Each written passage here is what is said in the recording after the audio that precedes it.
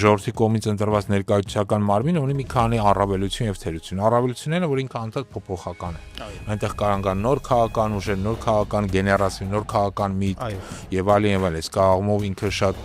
ինովացիոն է, շատ կարեւոր։ Բայց միաժամանակ այդ անդադ փոփոխությունները կարող են բերեն քաղաքական ճգնաժամերի։ Կարող է բերել նա, որ ինչ-որ մի քաղաքական ուժ կարող է հենց ամբողջովին այդ խորհրդանը գրավել եւ սկսել իր կամքը թելադրել եւ ստեղծել հենց այդ ավտոկրատիկ համակարգը, բռնատիրական համակարգ։ Սրան հակադրվում է երկրորդ պալատը, որը երբեմն կոչվում է վերին պալատայական չի, երկրորդ պալատը, որը ստեղծվում է այլ սկզբունքով, մերիտոկրատական սկզբունքով, որտեղ արդեն ընտրվում են կամ նշանակում են մարդիկ, որոնք որոշակի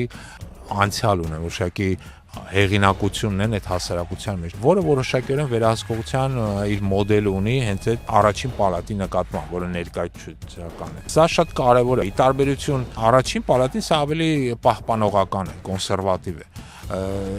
Իր պահպանողականության մեջ ինքը կարողանում է զսպել, որպեսզի այդ հավասարակշռման մեխանիզմներ ստեղծում։